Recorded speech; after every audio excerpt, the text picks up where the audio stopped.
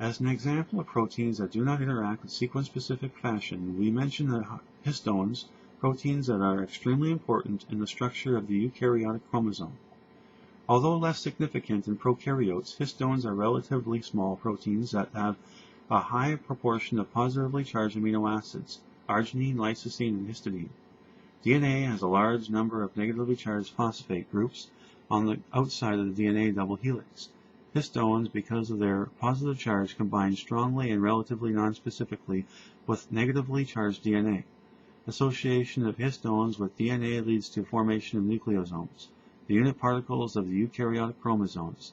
These nucleosomes are farther compacted in higher order structures that make the DNA inaccessible. If the DNA is covered with histones after proteins such as RNA polymerase will not be able to bind and transcription cannot take place. Certain proteins can disrupt the condensed structure of DNA. However, loss of histones needed not automatically lead to transcription, but simply leaves a gene capable of being activated by other factors. Even after binding and beginning transcription, eukaryotic RNA polymerase needed specific protein factors to help them elongate through the protein-coded DNA. There are also a number of proteins that interact with DNA in a sequence-specific manner. These interactions occur by association of amino acid side chains of proteins with base as well as with the phosphate and sugar molecules of the DNA. The major groove in DNA, because of its size, its important site of protein binding, identifies several of the atoms of the base pairs found in the major groove that are known to interact with proteins. To achieve specificity in such interactions, the protein must interact simultaneously with more than one nucleic acid base, frequently several. This means that protein with specific amino acid sequence will interact with DNA with a specific base sequence. We have already described a structure of DNA called the inverted repeat. Such inverted repeats are frequently located at which protein molecules combine specifically with DNA. Note that interactions does not involve the formation of cruciform structures in DNA. Proteins that interact specifically with DNA are frequently dimers, composed of two identical polypeptide chains.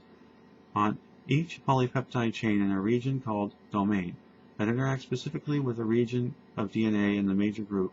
When protein dimers interact with inverted repeats, each of the polypeptides of protein dimers combines with each of the DNA strands. Because the protein recognizes contact points associated with specific base pairs, its binding sequence specific.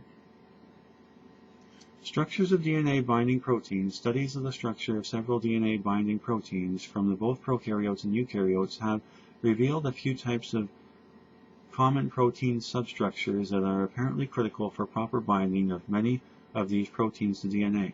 One of these termed the helix-turn-helix motif. The helix-turn-helix consists of a stretch of amino acids that form an X-helix secondary structure, so-called recognition helix, that interacts with DNA, which is joined to a short stretch of 3 amino acids, the first of which is usually a glycine that functions to turn the protein. The other end of the turn is connected to a second helix, which stabilizes the first, interacting hydrophobically with it and participates in dimerization. Recognition of specific DNA sequences occurs by a combination of non-covalent interactions, including hydrogen bonds and van der Waals contacts between the protein and base pairs on the DNA. Many different DNA binding proteins from bacteria shows the helix-turn-helix structure, including many repressor proteins such as the bacteriophage lambda repressor and the LAC and TRP repressor of Escherichia coli. Indeed, there are over 250 different proteins known with the motif that bind to DNA to regulate transcription. Two other types of protein substructures are commonly found in DNA binding proteins. One of these, the zinc finger, is frequently found in eukaryotes' regulatory proteins that bind to DNA. The zinc finger is a substructure of protein that, as its name implies, binds a zinc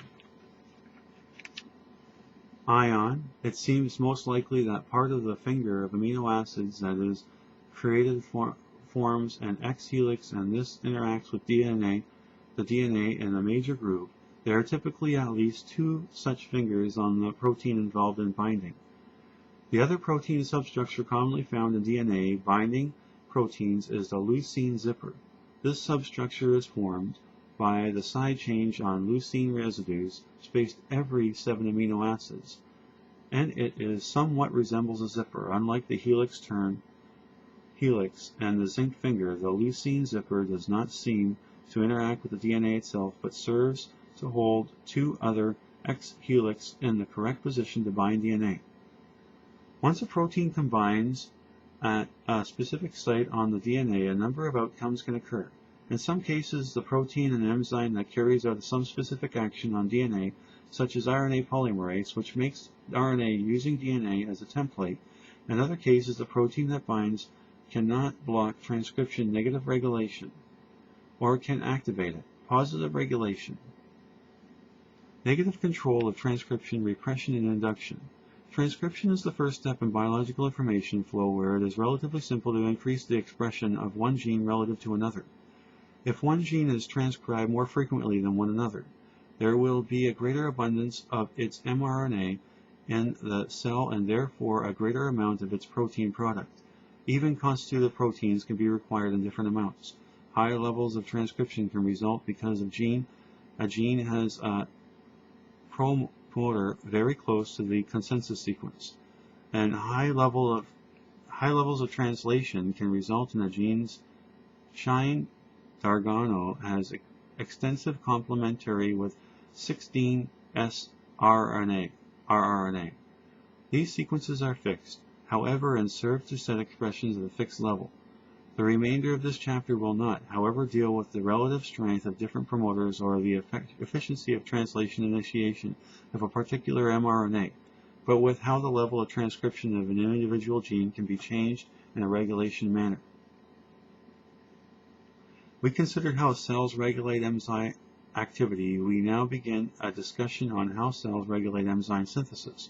Several different mechanisms for controlling enzyme synthesis are known in bacteria, and all of them are greatly influenced by the environment in which the organism is growing, in particular by a presence or absence of specific small molecules. These molecules can interact with specific proteins, like the DNA binding proteins, just described to control transcription or more rarely translation. We begin our discussion by describing repression and induction, simple forms of regulation that govern gene expression at a level of transcription.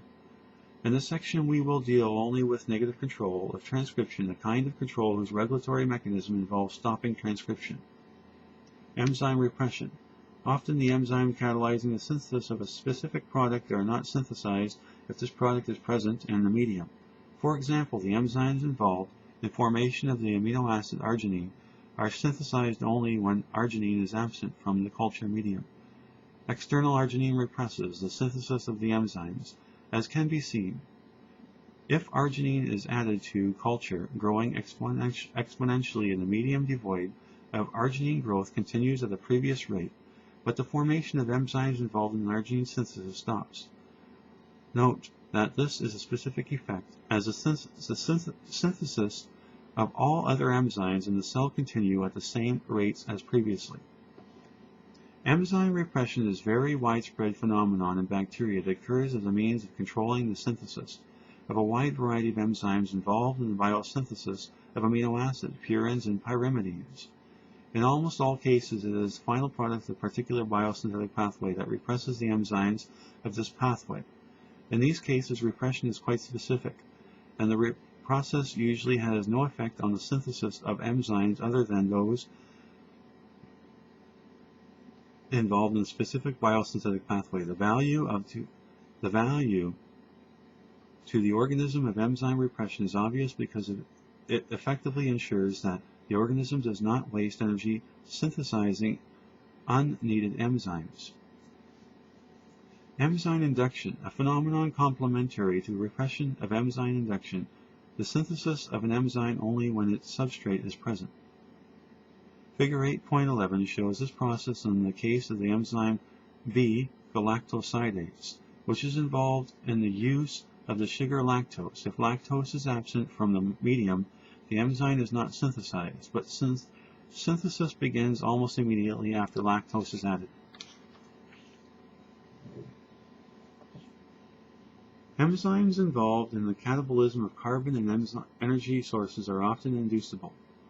Again, one can see the value to the organism of such mechanisms, as it provides a means whereby the organism does not synthesize an enzyme until it is needed.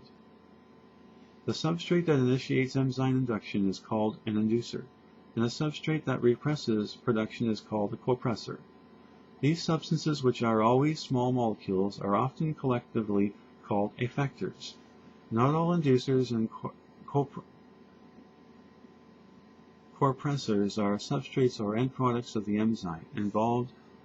For example, analogues of these substances may induce or repress even though they are not substrates of the enzyme. Isopropylogalactoside, for instance, is an inducer of B-galactosidase, even though it cannot be hydrolyzed by the enzyme.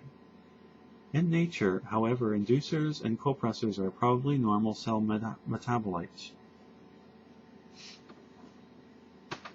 Mechanisms of repression and induction.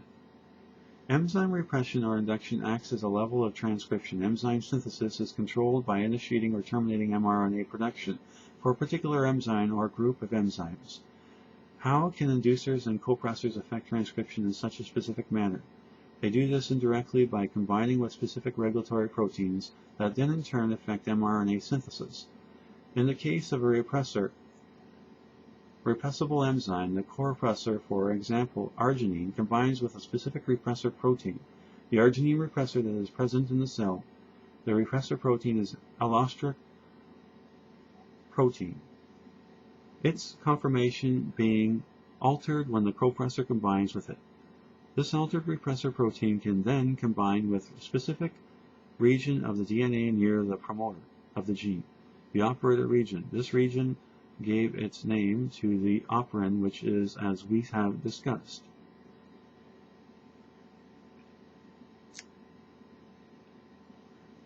Is a cluster of genes whose expression is under control of a single operator. All the genes in the operin are transcribed as a single unit yielding a single mRNA. The operator is adjacent to the promoter, whereas synthesis of mRNA is initiated. If the repressor binds to the operator, the synthesis of mRNA is blocked because the RNA polymerase cannot either bind or proceed depending on the exact location of the operator. Thus the protein or protein specified by this mRNA cannot be synthesized. If the mRNA is polycistronic, all the protein encoded by this mRNA will be repressed. Enzyme induction can also be controlled by a repressor. In this case, the situation previously described is reversed. The specific repressor protein is active in the absence of the inducer, completely blocking the synthesis of our mRNA. But when the inducer is added, it combines with a repressor protein and inactivates it. Inhibition of mRNA synthesis being overcome, the enzyme can be made. All systems involving repressors have the same underlying mechanism, inhibition of the synthesis of mRNA by the action of specific repressor proteins that are themselves under the control of specific small molecule inducers and repressors. Because the repressor role inhibition regulatory involving repressor is often referred to as negative control.